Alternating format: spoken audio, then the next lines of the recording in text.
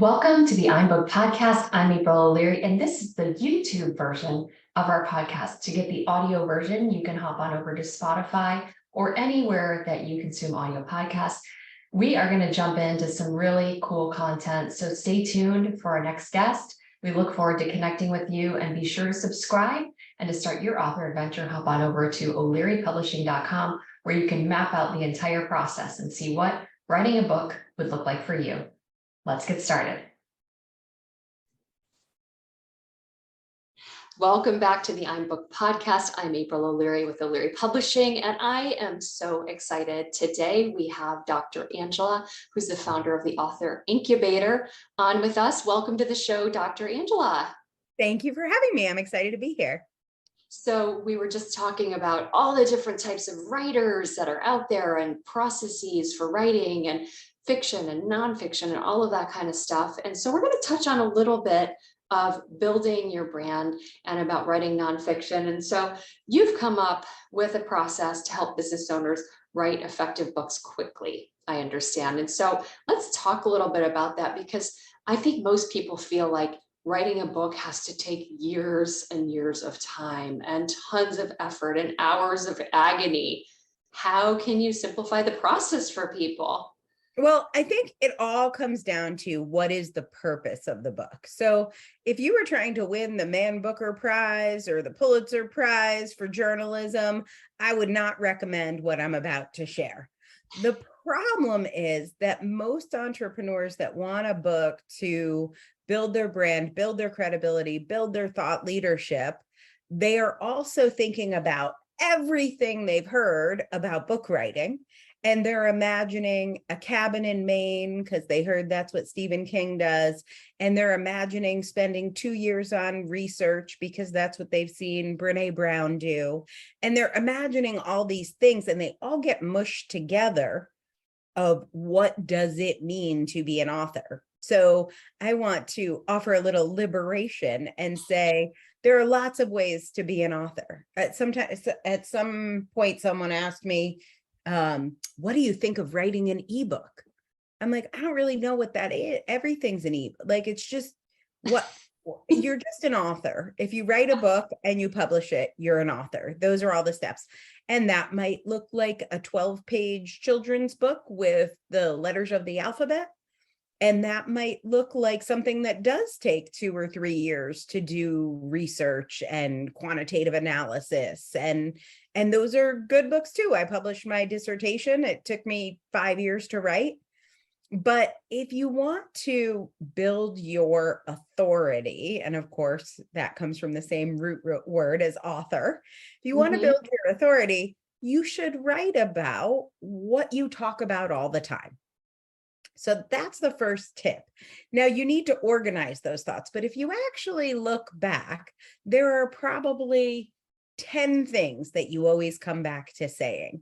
And, you probably think about your uncle at the holidays and you're like, oh, he's telling that story again. That goes in your uncle's book. So what are the stories you always tell? What are the studies you always cite to your clients? If you're like, hey, people get 70% of their sales close on the follow-up. There was a study that the Harvard Business Review did that said most money is left on the table. Great. Let's put that into it. So the stuff you're always saying, the stories you're always telling, the stats you're always giving. One of the stats that I always talk about is the New York Times study that said 91% of people want to write a book and 3% get it done. So that would go in my book because I talk about it all the time. So I have an exercise called the book basket, where without thinking about where it goes or what's your book about or what's the title of your book, we just do a brain dump on what are the things you always say. It always comes back to these main points. And if you are an expert and you've been doing what you do for 5 to 10 years at least, there are things you always say. So that's the first part of it, is you don't need to reinvent other stuff. Everyone says to me, I want to interview 100 dentists. I want to interview 100 moms. You don't need to interview 100 people. Like, that's a different thing. It's a content analysis. It's interesting, but we don't you're not getting a PhD. That's not what we're doing here. We're getting clients, we're getting speaking engagements, we're getting TV appearances. So that's the first step. And I can talk through some of the other steps, or if Yeah, I would love to. And one of the things you just said, which I feel like many aspiring authors cower at, is I'm not an expert. So and so is more well known than me, or they already wrote a book in this field. How could I be as good as that person? So how do you help them dispel this myth that, an expert doesn't necessarily mean the only person who can speak on that topic, right? Yeah. Yeah. I love this question so much. So there's a study that, since we're going to go that route, there's a study that says when there's a job listing, that most white men, if they hit about 30% of the items on the checklist in that job listing and the job looks interesting, they'll apply for the job. But for women and for people of color and people with physical differences, if they do not have all 100% of everything in that job, like it might say 3 years of experience with Microsoft Word, and they're like, oh, I only have 2 years, they won't apply. And we so often, as women and other marginalized communities, we will take ourselves out of the running. So this question about, am I an expert, almost always comes to me from people who get messages from the media, from families, from churches, that you need to be 10 times better than anyone else to be considered an expert. And it's interesting to observe who does not get that message. So whatever your book is about, I encourage you to go get some books from other authors and see just how bad some of their ideas are. So I worked. That's a great homework assignment, by the way. Yeah, it's like, oh, there are some good ideas here, but I have better ideas than this. I had this breakthrough. I worked for a company doing content marketing. It was a software company, and they sent me to this. I was so excited. It was in maybe like 2008 or something.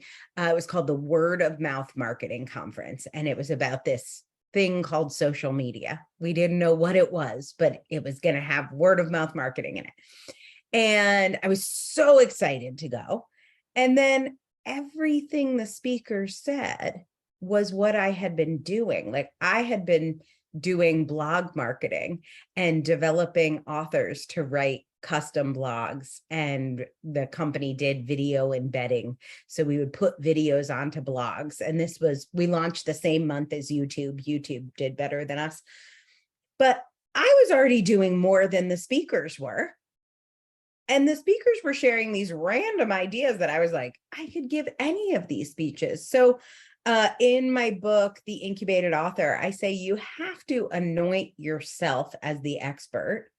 And if anybody ever annoys you at work or just colleagues where you're like, are they really teaching that dumb thing? If you've ever had that thought, you are officially an expert. Anoint yourself.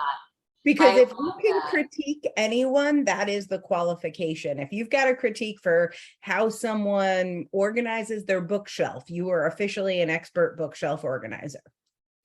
And I think it's interesting because in the world of experts, right? I think in the progression of learning, the thing that used to be hard for us, which is easy now, we discount that. Like, well, everybody knows that now. Well, at one point, you didn't know that, or I didn't know that. And so there are people out there who still don't know that thing that we find so simplistic now. So I think that— and write your book for the people behind you. So right. My books are for first-time nonfiction authors. That's who I write for. But one of my best friends, weirdly, is Marianne Williamson. Very strange COVID story. And she was just writing a book. She just finished, just turned in a manuscript. And I hung out with her while she was writing. I talked to her as a friend. I read her chapters. But at no point did I say to a 7-time New York Times bestselling author who's had 4 #1 New York Times bestsellers, who's like has one of the best-selling books of all time with A Return to Love. I never said like, hey, read my book. I think you'll get some good ideas on how to write your 15th book. Like, Right.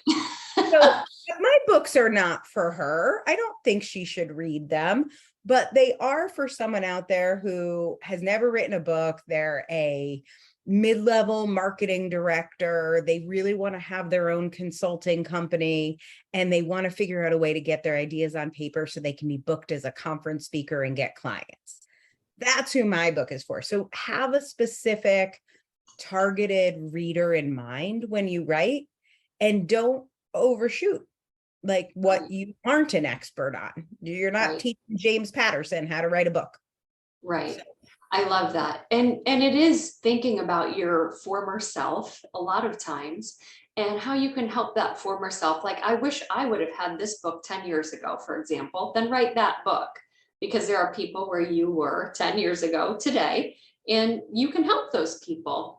And likely they will get a lot out of it. And you're right. It's, if you were trying to market those books, which you wrote for coming up on first time authors, and you were out there trying to market it to multi-book authors or award-winning authors, you would sell no books because they'd be like, this is so elementary. So it's understanding your niche and where you are trying to help, and not beating yourself up if your book's not selling. Maybe you're marketing it to the wrong people, I often say as well. So one for of you, my one of my favorite reviews that I've ever gotten is a 1-star review on Amazon for my okay, book, The Difference, 10 Steps to Write a Book That Matters. And the woman reviewed me and said, there is not a single word in here about how to write a fiction book. And I was like, that is correct. I am not an expert. There is not. That's why the flap cover copy explained that it was for nonfiction. Like, so I actually love somebody who doesn't think I'm an expert in a thing I'm not an expert in. Like, that is so funny. That's good. I love that you can appreciate a 1-star review. Most of us cringe, but it's good. And it means she read the book. So, hey, it was a she read reader. the book. It wasn't for her. It really wasn't. So when you have that confidence, like I'm super confident in what I know, but I'm equally confident in what I don't know. I will give you no basketball advice ever. It's a big That's thing. good to And if know. somebody tells me you're a terrible basketball coach, I'm not like hurt and offended. I don't show up to my coach and say, I have imposter syndrome. I don't even think about it. It takes up no space in my brain if somebody tells me I'm not good at teaching basketball. So Right. that's how I think you should think about yours, not you, but as a listener, Yeah, no, you should exactly. think about yourself. What is it? It could be a tiny little area, but what's the thing that you could help someone with, even if it's one person, and focus on that where you can be an expert, not on where you can't be. We could all spend all day on where we're not. I'm not an expert in brain surgery. Like, we're all not experts on many things, but own what you own. You Right. work for it. So going back to some of the steps to write a book quickly, and we talked about your strategy to do the book basket and basically dump everything that you know into a basket of ideas and think about those questions and those stories that you're always repeating, or the reports or the statistics that you always cite. What's the next thing that you feel someone should do to sort of get that book put together in a manner that's quick and easy? Yes. So I then transfer all the book basket ideas onto Post-it notes, and I just start rearranging them. I love to do it on a wall or on some windows and just seeing which ones are related. Generally, if you can get 30 to 100 items into your book basket, just little short phrases, the Harvard Business Review study on applying for jobs. And you just put those ideas on a wall and start grouping them. Those groups evolve naturally into chapters. And Mm, so you could have something like 3 to 5 of those little sticky notes. We call them slugs. It's a journalism term. So 3 to 5 in each chapter of these little slugs, and see if you can get 10 to 20 chapters from your 30 to 100 slugs, and just start breaking them down. And then for each chapter, it's like English class. For each of those chapters, once you see those categories, I have my authors, this is before they think about what their book is about before they write a title, before anything, look at those little sticky notes, see if there's any missing that you're like, oh, if I was talking about apples and oranges, I would probably also talk about bananas. So add that one on there. And then you write a main topic sentence, and we call those purpose statements. So what is the purpose of having this chapter in the book? And so we switch Post-it note colors, and we might have like all yellow Post-it notes for our slugs. And then we'll switch over to blue and we'll write our purpose statements. And now each chapter has a 1-sentence purpose statement and 3 to 5 items where we're going to defeat the blank page when we go to write. And then we move over into writing. And when we write, I use another high school English teacher technique, which is called the timed test. So you'll remember writing essays in school, and maybe your teacher gave you 50 minutes to write an essay. And you didn't write the best essay you could on Hamlet. You wrote the best essay you could in 50 minutes. That's what the teacher was testing. How well had you absorbed that information? So since this is your content and you know it, I like to approach book writing as a time test with 2 hours per chapter. You know the point of the chapter and you know the points you're going to make, those slugs. Now set a timer for 2 hours, and your goal is not to write the best chapter, but the best chapter you can write in 2 hours. Once you get to the end of the book, so let's just say you had, for easy math, you have 10 chapters, 2 hours per chapter. You have the world's crappiest draft in 20 hours of writing. You can That's a good way to look at it. Yeah. You could do that, 2 hours a week for 10 weeks, but pretty quickly as possible, get that whole first draft done. No going back and editing. I actually give my authors tattoos that say, keep writing forward. And then we repeat that process 6 times, 2 hours per chapter on the edits. Make each chapter better, but time box it. 2 hours. You don't have all the time in the world to edit chapter 1. You've got 2 hours, and then you got to move on to chapter 2. So if you want to stop before 6 edits, if you think it's ready to go to proofreading, you can always stop sooner. But what I find is really helpful about telling yourself you have 6 iterations is that little gremlin that says this isn't good enough. If you have planned to do 6 rounds of edits, then you just tell your gremlin, oh, this is just this edit. I have another one coming. Right. And it can keep your brain calm. So you're not operating from your amygdala. You're not pumped with cortisol, and you can stay more in that right brain. Your GABA receptors can work. You're moving more in the flow and in the harmony. You'll get better ideas. And most of my authors only need 3 rounds of edits. I love that.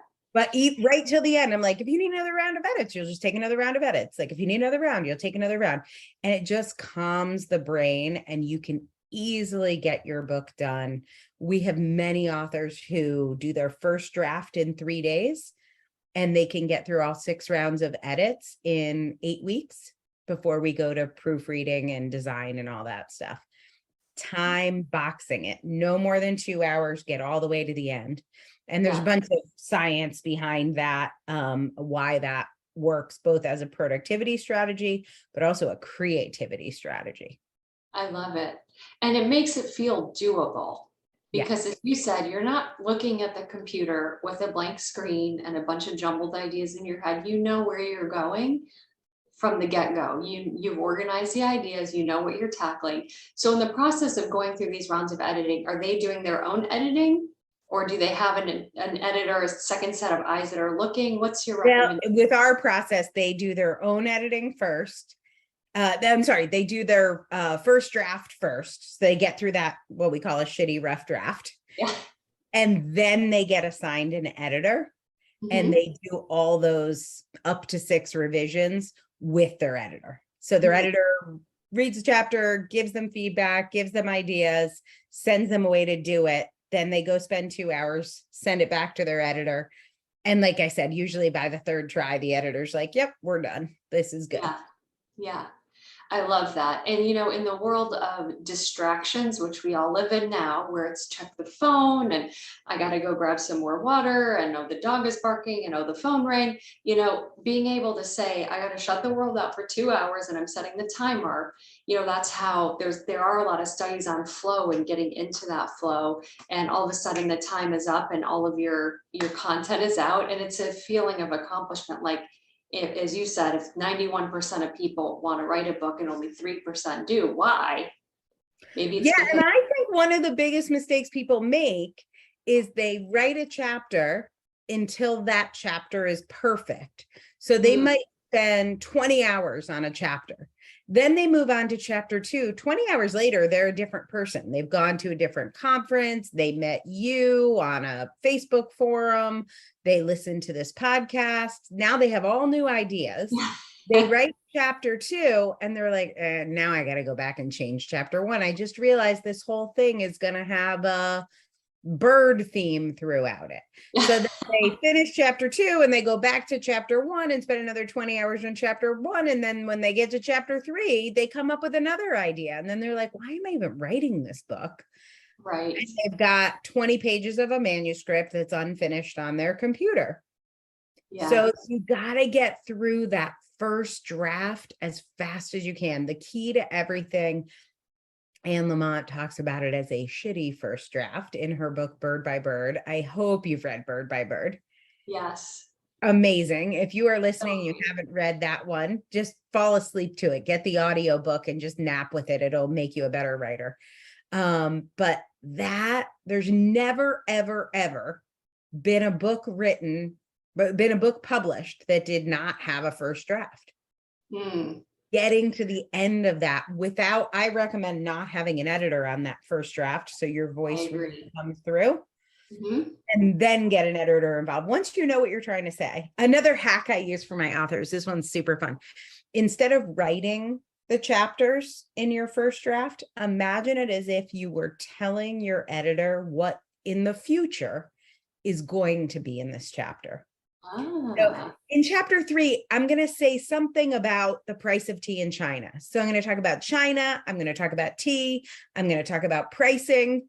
And then I'm just going to sum it up by saying, this is the price of tea in China. And if you spend 2 hours giving your editor a rough idea of what you might do in that chapter, you'll have an amazing draft chapter. I love that. That's a great idea. It kind of gets you out of your own way. By thinking of it that way, it kind of takes the pressure off. As you said, you're not all ramped up with all the, brain chemicals that are making you crazy. You're saying, okay, I'm just kind of saying like, this is the general idea of where I'm heading and I can polish it up later. It's like cleaning your house. Like just clear off all the junk off the counters first and don't worry about trying to like scrub the grout or something. I mean, give me a break or hire someone to do that. But that's where the ethic comes in. But so, in the process of writing, and we've touched on, demystifying the expert status and that you are an expert in the area that you specialize in, and that's okay that you can help people that other people can't, and it's okay that there are others ahead of you. We're not talking about our book serving those people. Now we've talked about how to kind of get that shitty first draft done and how to polish and refine and get that process done. But let's pretend, fast forward to, I've got my manuscript done. I've got it proofread. It's meant to kind of help me grow my business. I can see this as a tool. What are some of the things that you recommend that an author do with a book? Once the book is done. Yeah, like how, we all have ideas of, I want to use my book to be a public speaker or get booked at a conference or XYZ, whatever. So what do you think are some of the like advanced strategies that an author can use for helping their book support their business? Yep. We have 3 main ones that we teach. Now compare that to John Kramer's 1001 Ways to Market Your Book. There are obviously many, many more ways, but we focus on these 3. So the first one is getting speaking engagements. And with my authors, because they are selling, consulting, coaching, doctoring, dentisting, whatever they're selling in their business, I recommend that they focus on free speaking engagements Right. where they're not paid, or maybe paid a Right. small honorarium, but then they know they're going to pick up clients by being a part of that. So really focusing on where are your ideal clients. And then one of the tricks that we use is sending 2 copies to Mhm. anyone who you want to book you as a speaker. The reason why this is so powerful is people hate throwing out books, bless their hearts, me too. Yeah. And so if they have 2 books, they don't want to put 2 on the shelf of the same book. So they have to read the back cover copy in order to figure out who to give the other copy to. And people love giving books away because it makes them feel benevolent, like they're giving a gift to someone, but they have to know who to give it to. So they're like, oh, a book about, I don't know, let's say it's a book about endometriosis. Let me give that to my niece. I know she's been struggling with endometriosis. Now they know what the book is about. And they're not going to say, this is a crappy book. They're going to say, oh, I just got this book. This woman looks really interesting. It looks like she's an endometriosis expert. I thought you might like it. And now Mhm. all of a sudden they know who you are and they're much more likely to book you as a speaker. So that's one of our little hacks.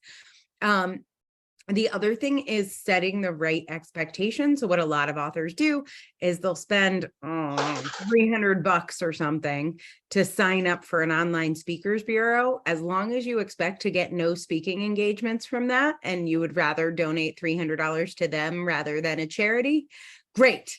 But that is not what's going to get you speaking gigs. Right. So, Yeah. so sorry. What's going to get you speaking gigs is making a list of places and reaching out to them personally, not even your assistant at the beginning. At the beginning, it should be you until you've done your first 10 speeches at least. So make it easy on yourself. Reach out to every single gym, or reach out to every single spa, or reach out to every women's boutique, or reach out to every family lawyer within 200 miles. But kind of go down in categories and see if you can help them serve their customers. So that's path number 1. Path number 2, which is how I have made about $42 million now in my business, is something called a book funnel. So we run ads on multiple platforms to give my book away. Sometimes you'll see funnels that are free, but you pay for shipping. I've tested that, but for me, I get more clients by just making it a digital copy that's free, rather than dealing with logistics, but it's different industry to industry. Mhm. I give my book away for free, and then I follow up with a training, and then I follow up the training with an invitation to submit their book idea. And then we review submissions and talk to authors, and that's how we get our clients. So Yeah. that is a book funnel, which is an advertising approach. Costs us about $70 to give a book away. And so you have to be prepared that you're not going to make money on the book sales. We're not trying to do it Right. profitably. And there are some ways to do it now with Amazon ads that are pretty interesting.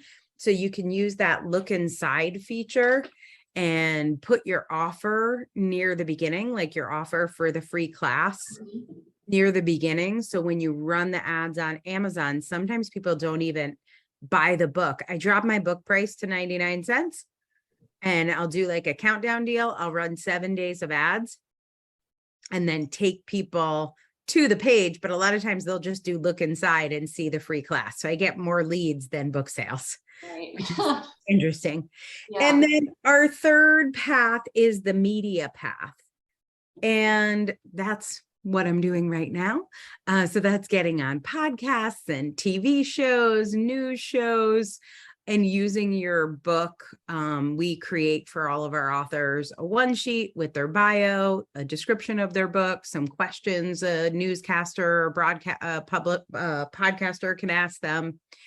And really using that book to position you as an expert for the right media outlets, and then let the media use you to get the word out. So we also do all the organic strategies, but what I found is most people spend a lot of time making content for no people. So the number one thing I teach my audience is get in front of other people's audiences. Right. Right. And it's funny, I'll confess something, a former error of mine, which is when I did my first book in 2012, and I was a life coach at the time. And I was guest producing this XM radio show for my life coach mentor, who I took all my classes from. And he had said, could you book these guests? And, I learned a lot about media, how to reach out to people, how to book them, that people are reachable. And for those of you who are thinking like, well, I don't know anyone with a podcast, or I don't know how to book, all you have to do is find the contact page and submit it. And most people are happy to have you on. When people would email me directly, I was so happy that I didn't have to chase people down to book them for the segments. But anyways, my previous, while I was trying to build this life coaching business before my book, all I heard was, you need to blog. So I was painstakingly blogging on my own website with no traffic. Great blog posts. Like, if I write one more blog, maybe they'll come, but I didn't know that it's good to go show up where other people are. Mm-hmm. So if you're thinking about starting your own blog, maybe instead do a blog tour. Go to Yes, I love that idea. Yeah. Or if you want to start a podcast, maybe you want to just go be a guest on people's podcasts who already have audiences. So there's a lot of ways to go about getting in front of other people, and all of the strategies you just shared from, speaking. I think being in person, especially now, most of us are so burned out with Zooms, especially online summits and all that. It's like, I am not going to sit in front of the computer all day listening to some online summit, please. Right. But if I could go meet people in person, if you could book some speaking gigs at your local library or at your local gyms, like you said, I think people are hungry for personal interaction today as well. So definitely. And I love the book funnel idea. Of course, I'm a fan of Russell Brunson, who started ClickFunnels, and I've been to some of his events. But look into book funnels as well. I think that's such a smart strategy. And especially understanding the steps of the process for a new author, like the book is the bait, essentially, and then what are the ways they can do deeper work with you. So genius ideas. I think that's really valuable for anyone listening who's got a book and they're not really sure how to market it, how to grow their brand with it. They had these big ideas and visions of what they were supposed to do and how it was supposed to be this expert building endeavor, and now it's sitting there with no sales and no eyes, and they're wondering, why did I spend my time and my money doing this? Yeah. And look, that does also come down to writing the right book. It's a good place for us to tie this all up. So let's talk about writing the right book. What are your ideas about that? I have found that when someone has a profound personal experience, maybe a child dies, they go through a difficult divorce, they move to a foreign country and go through culture shock, that very important personal experience registers in many people's brains as this would be a good book.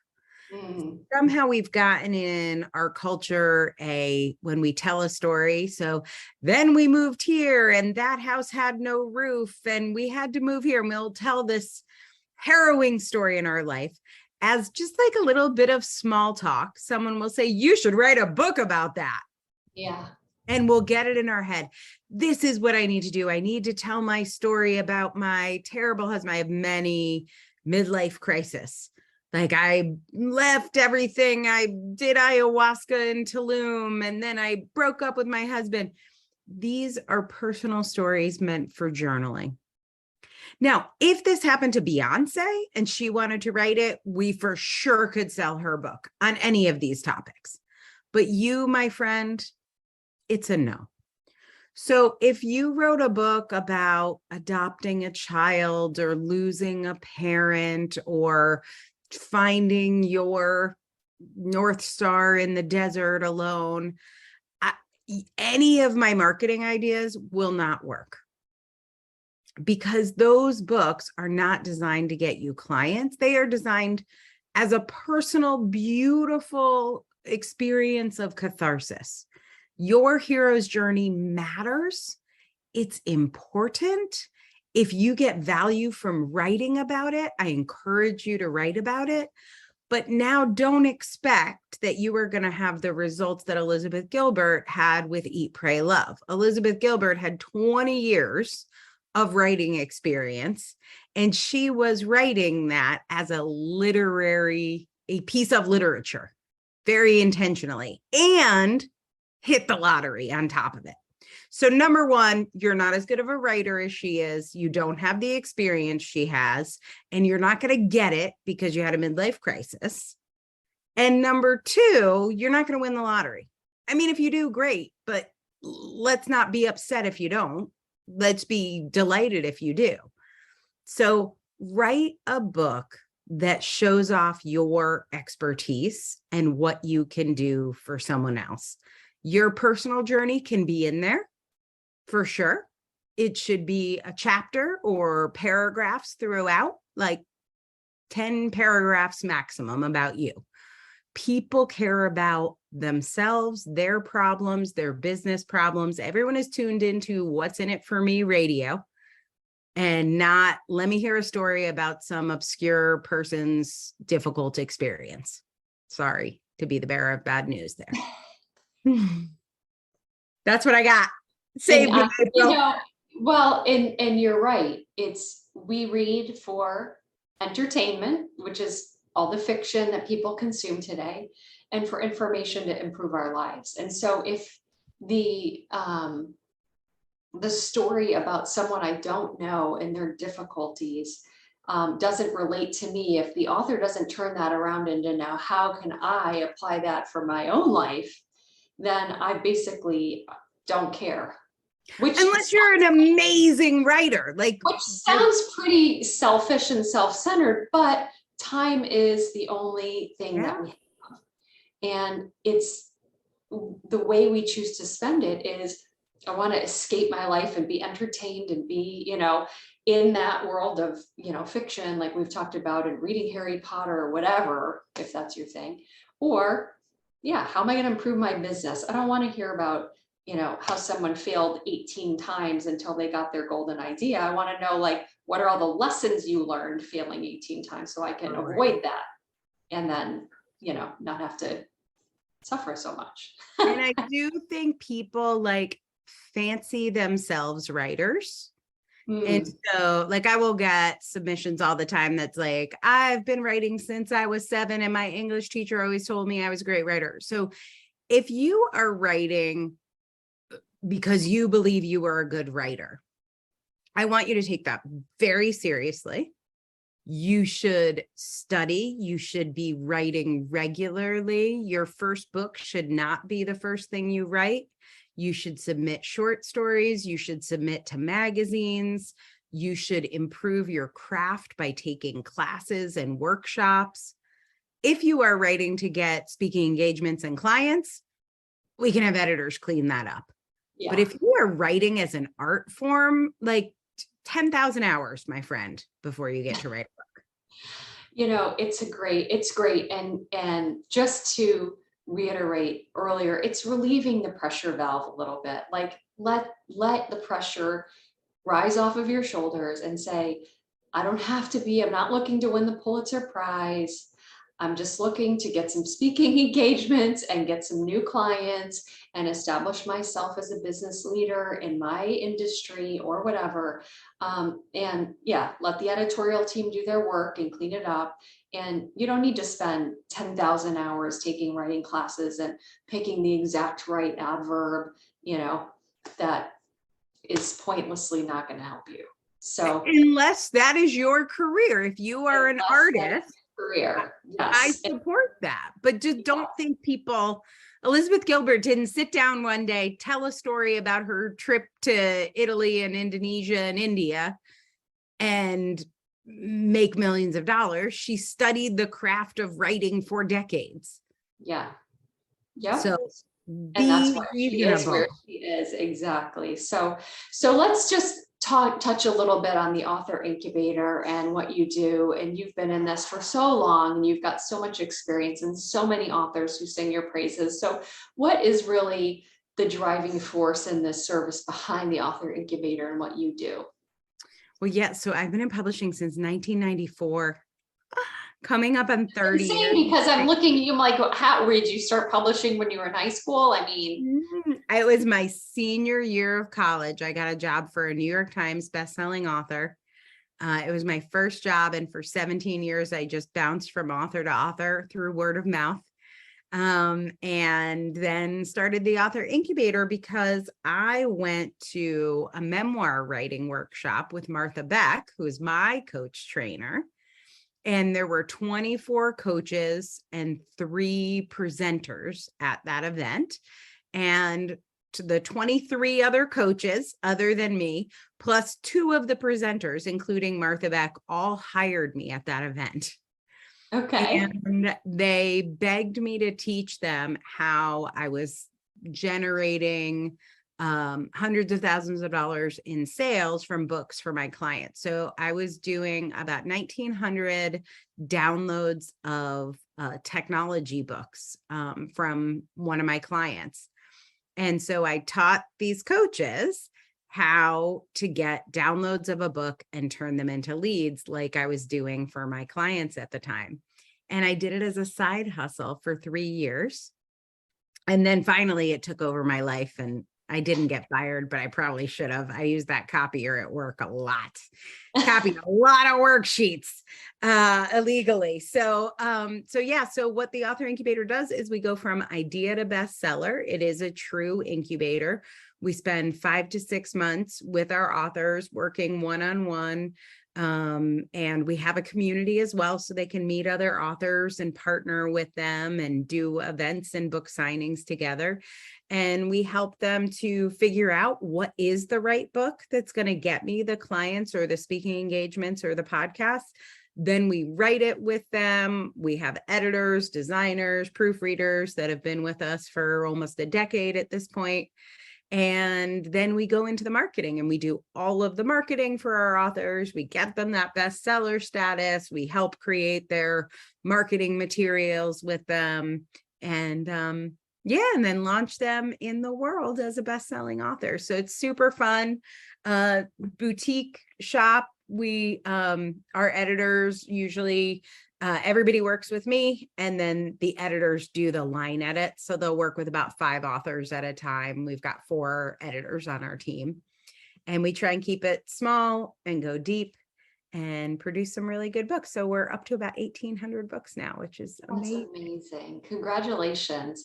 You know, it's fun for me as on the new end of publishing, you know, having done my own books previous to starting Lauria Publishing, you know, it's always fun and exciting to connect with people who are doing what I love to do as well, and to see where it can take you, where it can take your authors, and to really gain, you know, a new friend in the industry and a lot of great ideas. You know, we're all out here trying to help authors to grow their brand, to share their expertise, to make something valuable of all of the things that they've been through and help other people ultimately.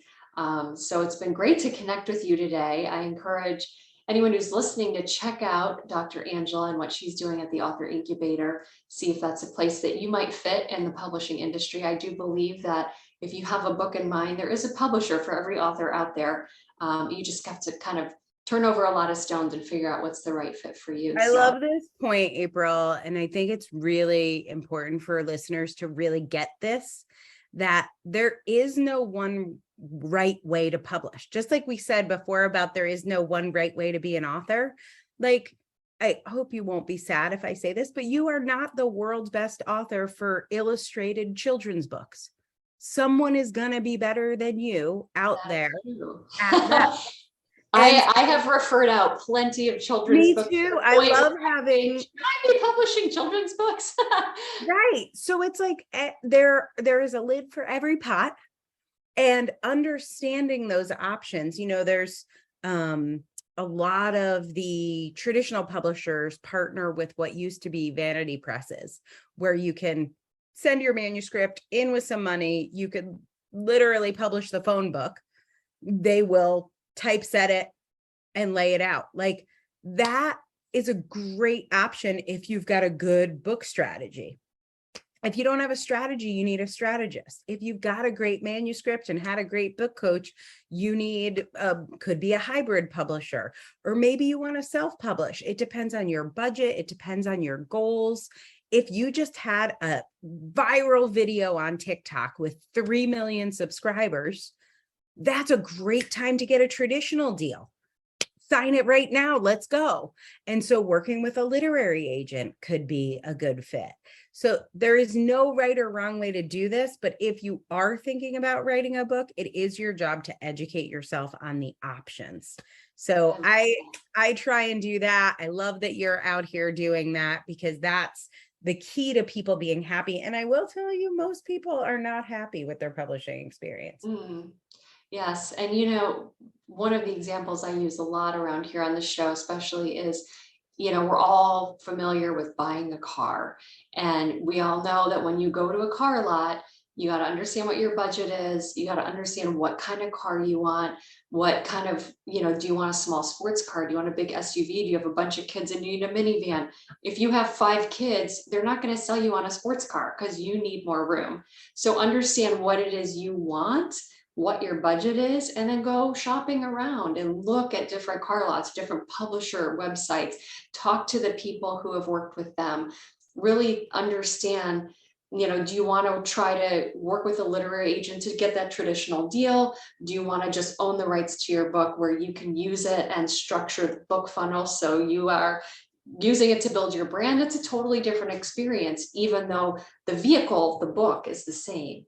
So I don't think people know that. And we do know a sports car is great, a minivan's great. They have different purposes, but we don't realize self-publishing is great. Hybrid publishing is great. There's lots of kinds of hybrid publishing. Many of them are great. Traditional publishing can be great. It's not about like the category. It's about you knowing what you're buying. Or you're going to be really sad if you thought you bought a minivan and you got a sports car. Doesn't matter if it's a Lamborghini, you're still not going to be able to fit the 5 kids in it. So, right. Yeah. Exactly. So, that's where I think the education is so important. And it's something to think about, that when you're in the process of thinking about an idea that you have, an expertise you have, a book you want to write, don't be afraid to talk to a bunch of different publishers or a bunch of different authors that maybe in your network. And did they like their publisher? And would they do it again? And what mistakes did they make? And what things did they do well? Because I really think, at the end of the day, between authors and publishers, we're all on the same team. And so everybody here, in my experience, is just trying to help one another get the best experience possible. So I congratulate you again on the 1,800 books you published. Like, holy crap, it's mind-boggling. I wonder if by the time I hit that number, if I'll be still wanting to do this, probably 6 feet under. I don't know. But it's been lovely connecting with you today. Thank you so much, Dr. Angela. And be sure to. And I was going to say, and if people do want to check out a little more of my work, if you go to 5daybook.launch.com, it's the number 5 day book launch. I do a free coaching week every once in a while. So you can see if I've got one going on, sign up and we'll work together for a week on what your book and your publishing strategy should be. I love that. I will put that link in the show notes. Thank you again. And I look forward to connecting with you again in the future. Be sure to check out Dr. Angela. And we both encourage you to take action and get your book done, however you choose to do so. Thank you for being here, and we're signing off. Bye now. Bye. So this has been another episode of the iBook Podcast. I'm April O'Leary signing off. Be sure to hop on over to o'learypublishing.com to start your author adventure and see what writing a book could do for you in your profession, in your career, and what doors it might open.